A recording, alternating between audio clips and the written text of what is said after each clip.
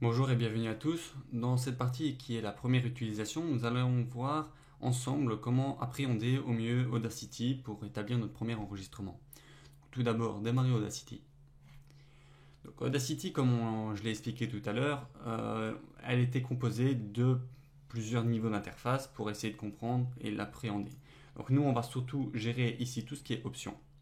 Donc tout d'abord, pour établir un enregistrement, il faut lui dire avec quelle source va-t-il enregistrer. Donc Audacity nous permet tout d'abord de configurer les sources d'entrée et de sortie.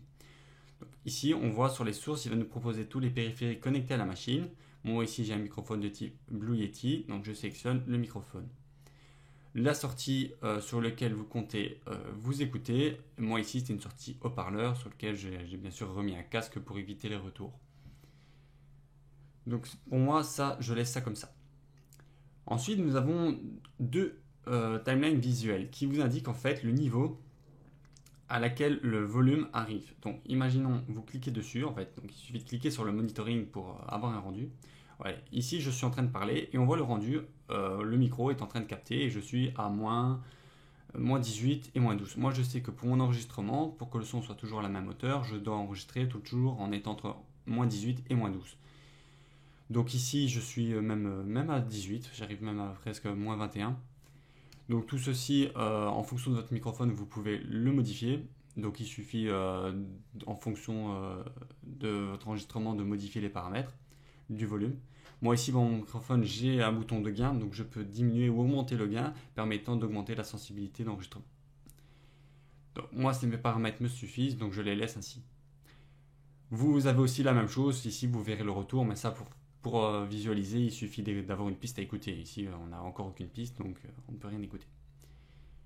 Dans les paramètres ici, vous pouvez bien sûr aller dans les préférences, modifier quelques données si vous voulez voir une autre façon. Moi ici, ça me satisfait, c'est par défaut, ça me satisfait amplement. Et vous cliquez dessus si vous voulez arrêter le monitoring. Donc nous allons établir notre premier enregistrement. Pour enregistrer, il suffit de cliquer sur ce bouton rouge ou de faire Shift R. Donc ici, ça ne nous coûte rien de cliquer. Donc on va cliquer. Donc voici notre tout premier enregistrement établi sur Audacity. Pour l'arrêter, il vous suffit de cliquer sur le bouton d'arrêt. Donc on fait le bouton stop, c'est le carré orange. On voit qu'ici, on a notre piste qui s'est créée. Cette piste, vous pouvez la renommer. Si ici je mets piste audio 1 par exemple, voilà, on a notre piste audio 1. Bon, maintenant on ne voit pas le 1 parce que j'ai pas mis d'espace pour lire le titre, mais son nom est piste audio 1. Cette piste audio, nous verrons en détail comment en prendre soin et la paramétrer. Mais pour l'instant, on va voir juste la base de l'enregistrement. Cet enregistrement, vous avez la possibilité, si on voyons ensemble les boutons, on a la lecture pour nous réécouter. Donc voici notre tout premier enregistrement établi sur Audacity. Pour l'arrêter, il vous suffit de cliquer sur le bouton d'arrêt. Donc on fait le bouton, voilà, hop, je peux mettre pause. Donc, vous pouvez avec votre curseur cliquer à un endroit d'écoute. Vous pouvez même sélectionner en restant cliqué et balayant la piste.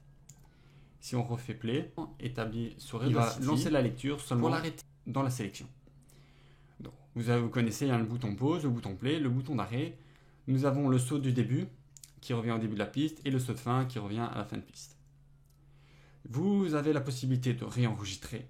Alors, vous pouvez réenregistrer une piste et alors vous avez le choix, parce qu'ici vous avez un bouton muet. Si vous réenregistrez la piste sans mute la piste, vous allez avoir le retour, donc vous allez réentendre votre piste que vous avez déjà enregistrée.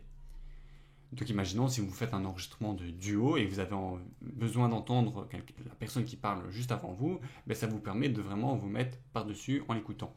Donc si je fais play ici, voilà, enfin je me suis mis à la fin, donc je peux le stopper. Donc vous voyez, il fait l'enregistrement à l'endroit où est votre curseur. Donc moi ici je peux supprimer ma piste. Je me remets au début, soit au début, et je fais réenregistrer. Voilà, donc voici ici je pars. Premier enregistrement. Vous l'entendez peut-être pas, mais moi j'ai le retour. Pour l'arrêter, il vous suffit de cliquer sur le bouton. Voilà, donc j'arrête, mais vous avez sans doute entendu parce que j'ai enregistré le retour de mon ordinateur. Donc ici j'entendais le retour de la première piste. Donc il vous suffit de faire mute pour ne plus la entendre. Donc si je mute ici les deux pistes qu'on vient de faire et que je reparle ici, voilà, ici on n'entend rien du tout, je peux parler librement sans être dérangé par les pistes enregistrées par-dessus. Voilà, donc je peux stopper. Nous verrons des outils pour déplacer les pistes et tout, mais ici vous n'avez pas grand chose à faire.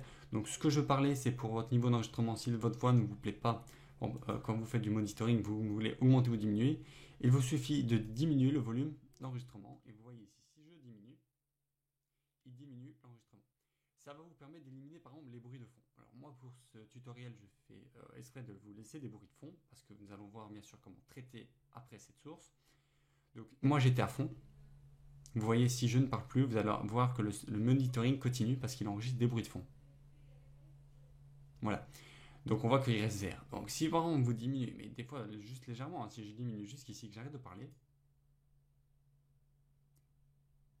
on a presque plus de bruit de fond. Et si je me mets même à moitié, voilà. Donc vous voyez que juste en étant à la moitié, vous n'avez plus de bruit de fond. Mais le volume ne monte plus à la même hauteur. Donc vous pouvez après, en post-production, réaugmenter le volume, l'intensifier. Enfin, on dit qu'il n'y a plus de bruit de fond, mais il y en a toujours des légers. Hein, mais voilà. Donc moi, ça ne me dérange pas, j'arrive à faire le traitement. Donc je le laisse au niveau 1. Vous avez la même chose, c'est votre bouton de retour du volume de la lecture. Ce volume de lecture, c'est le même que quand vous augmentez le volume de votre média Windows. Donc avec les raccourcis de votre clavier, par exemple, vous voyez que si j'augmente le son, il augmente le son ici. Vous avez ici la vitesse de lecture, donc ça vous permet de... Vous avez un bouton play principal, et vous avez un deuxième bouton play qui lance à une vitesse prédéfinie. Si vous voulez faire x2, vous gérez votre vitesse et ça va vous lancer votre lecture. Donc c'était en gros les paramètres principaux pour l'enregistrement. Donc nous allons voir dans le prochain tuto comment gérer ces pistes audio. Donc je vous attends et je vous retrouve dans gérer ces pistes audio.